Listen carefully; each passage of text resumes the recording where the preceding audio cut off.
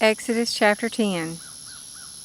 Then the Lord said to Moses, Go to Pharaoh, for I have hardened his heart and the heart of his servants, so that I may perform these signs of mine among them, and that you may tell in the presence of your son and of your grandson how I made a mockery of the Egyptians, and how I performed my signs among them, so that you may know that I am the Lord.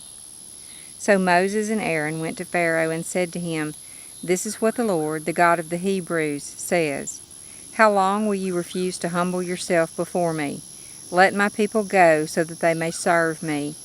For if you refuse to let my people go, behold, tomorrow I will bring locusts into your territory, and they will cover the surface of the land, so that no one will be able to see the land. They will also eat the rest of what has survived, what is left to you from the hail, and they will eat every tree of yours which grows in the field. Then your houses will be filled with them, together with the houses of all your servants, and the houses of all the Egyptians, something which neither your fathers nor your grandfathers have seen, from the day that they came upon the earth until this day. And he turned and left Pharaoh. Then Pharaoh's servants said to him, How long shall this man be a snare to us? Let the people go, so that they may serve the Lord their God. Do you not yet realize that Egypt is destroyed? So Moses and Aaron were brought back to Pharaoh, and he said to them, Go, serve the Lord your God. Who specifically are the ones who are going? Moses said, We shall go with our young and our old, with our sons and our daughters, with our flocks and our herds we shall go, for we must hold a feast to the Lord. Then he said to them, So may the Lord be with you, when I let you and your little ones go. Watch out, for evil is on your mind. Not so, go now, but only the men among you, and serve the Lord, since that is what you desire. So they were driven out from Pharaoh's presence. Then the Lord said to Moses, Reach out with your hand over the land of Egypt for the locusts, so that they may come up on the land of Egypt and eat every plant of the land, everything that the hail has left.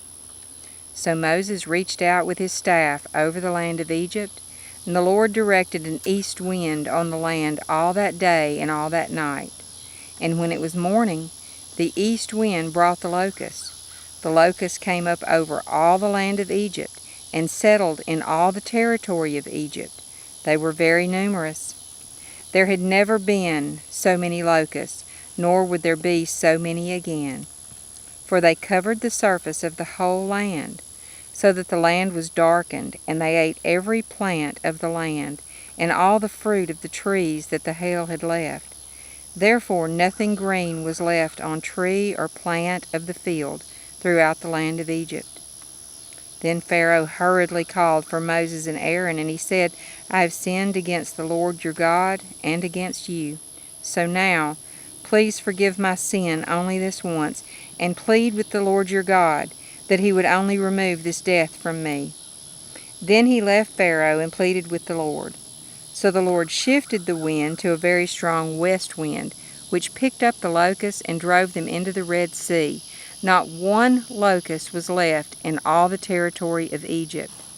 But the Lord hardened Pharaoh's heart, and he did not let the sons of Israel go. Then the Lord said to Moses, Reach out with your hand toward the sky, so that there may be darkness over the land of Egypt, even a darkness which may be felt. So Moses reached out with his hand toward the sky, and there was a thick darkness in all the land of Egypt for 3 days.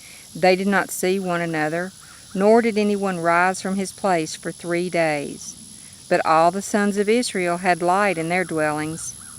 Then Pharaoh called for Moses and said, Go, serve the Lord. Only let your flocks and your herds be left behind. Even your little ones may go with you.